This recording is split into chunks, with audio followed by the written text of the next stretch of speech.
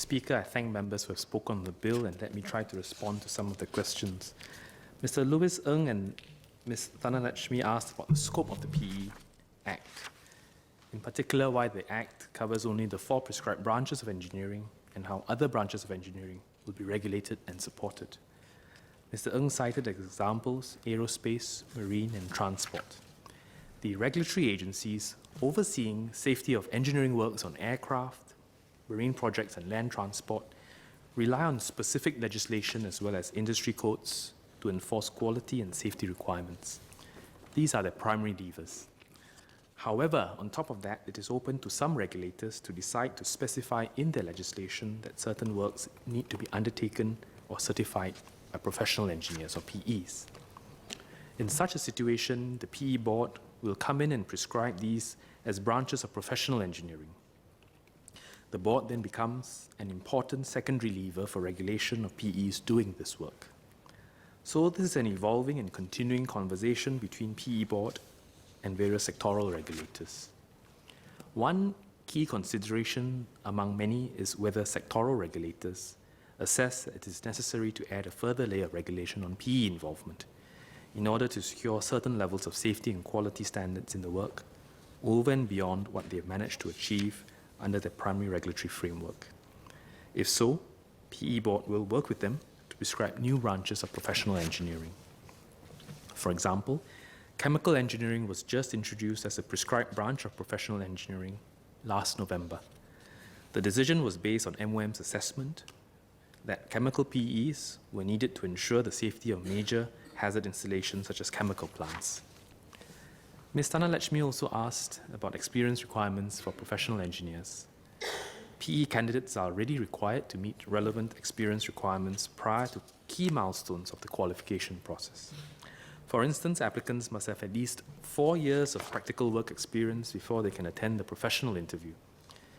Details of such requirements, such as the duration and scope of work experience, will be further prescribed in the Act's subsidiary legislation. Ms. Cheryl Chan asked about the board's processes for issuing penalties to professional engineers and professional engineering practices. She suggested that the board create a list of violations to make clear which warranted deregistration. To some extent, Sections 17B and 26A of the Act already set out some of the situations under which a PE can be removed from the register and when a professional engineering practice may have its license revoked. For minor infringements, the board may choose to issue a letter of censure to errant firms or to errant PEs. In some cases, the PE board might censure both. It would be hard to be more prescriptive beyond that, as the exact cause of action will depend on the facts and circumstances of each case. The board has to calibrate the penalty according to the severity of wrongdoing, but sometimes complex cases may need to be investigated by the board or disciplinary committees appointed by the board. Ms. Chan also asked about checks and balances for contractors who employ PEs to carry out professional engineering works on their own projects. This amendment should not compromise safety or professional standards. First, PEs undertaking these works will still need to fulfill the full requirements, including the scope of work prescribed under the relevant legislation, such as the Building Control Act. Second, PEs employed by contractors will continue to be held accountable by the PE Code of Conduct, which requires them to carry out their duties in a professional and independent manner. And third, the PEs that contractors employ can only carry out professional engineering works on specified low-risk temporary works, such as site offices, and temporary living quarters.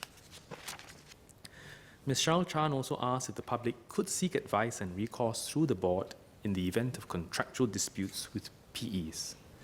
The board is a professional body and does not provide dispute resolution services. Contractual disputes should be resolved through other avenues like mediation or litigation. Nevertheless, if disputes arise because of a PE's alleged professional misconduct, members of the public can still file a complaint against the PE with the board. Mr. Louis Ng asked about the processes and criteria for authorizing registered foreign PEs, RFPEs, through the ASEAN MRA on engineering services.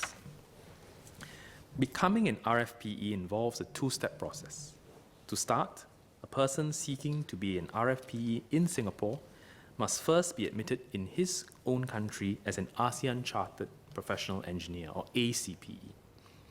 To do so, he has to meet the criteria set out in the ASEAN MRA. And basically, this means holding a recognized engineering degree, keeping up with continuing professional development, being equipped with relevant experience in engineering practice, and being recognized as the equivalent of a PE in his own country. Taken together, these criteria help to uphold the standards of ACPEs. Next, an ASEAN Chartered PE or ACPE must submit an application to the board before he can become an RFPE in Singapore, or recognized foreign PE. If approved, this will be valid for 1 year. ACPEs and RFPEs are bound by both Singapore and international codes of professional conduct, as well as Singapore laws and regulations. This means that any RFPE working in Singapore will be held accountable both by our regulatory bodies and by Singapore's legal system. Mr. Ng asked whether there will be restrictions on the number of RFPEs that can collaborate with each locally registered PEs, and whether there are measures to mitigate unhealthy foreign competition that could depress wages and weaken our local core. On the first point, the board requires an RFPE to collaborate with one designated local PE. Now, this is to facilitate tracking.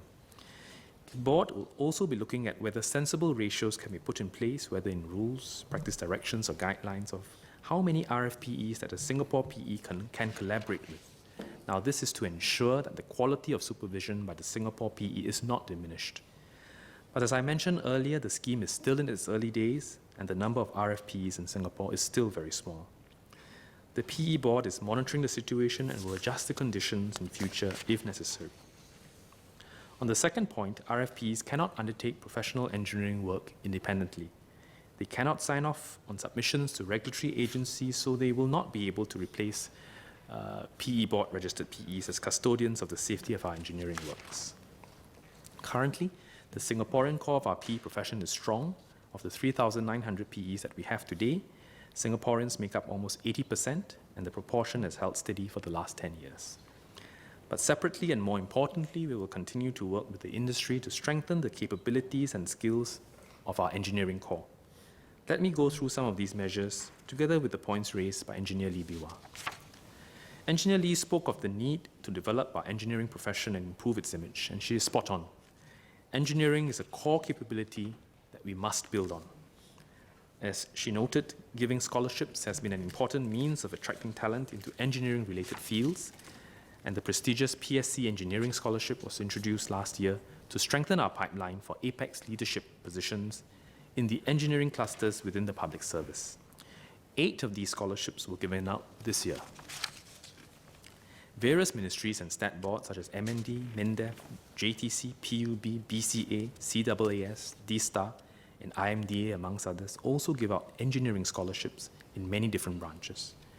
To grow engineering capabilities in the private sector, agencies such as BCA and the IMDA have been working with industry partners to award scholarships in various branches of engineering.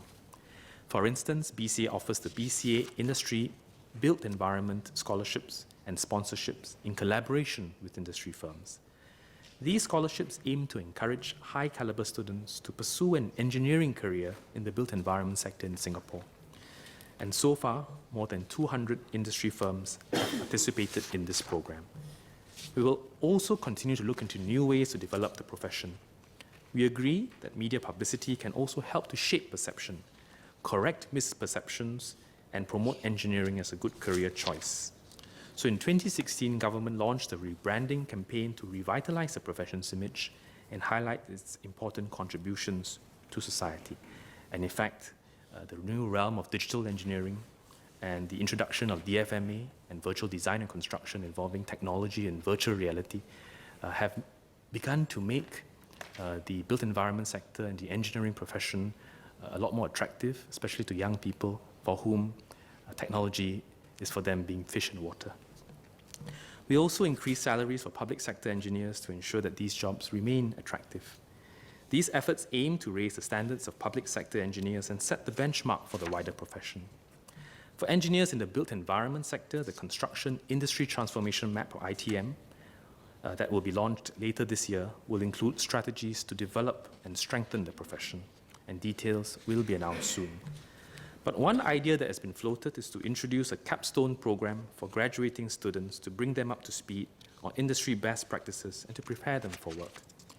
We have also set up a task force comprising representatives from the government, industry, and institutions of higher learning to incorporate relevant skills into the engineering curricula of our tertiary institutions.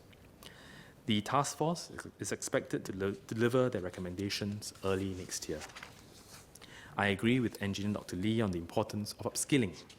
There is already a comprehensive suite of Skills Future programs designed to help Singaporeans develop skills and competencies for future growth sectors. And all of these schemes cover specialized courses in various fields of engineering. The Skills Future Earn and Learn program aims to help fresh graduates from polytechnic and ITEs augment their academic training with practical industry experience to support their transition into the workforce. Candidates undergo a 12 to 18-month structured training program in a job related to their field of study. The training program includes guided learning, on-the-job training, and work-based projects.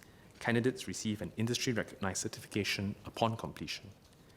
And the Skills Future Study Award is targeted at early to mid-career Singaporeans looking to enhance their skills in future growth sectors.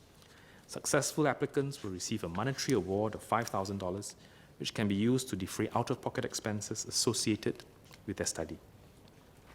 Eligible courses in the built environment sector include those from NUS, NTU, and the BCA Academy. We will continue to work with the Future Economy Council, our institutes of higher learning, and industry associations to review and update the list of qualifying courses.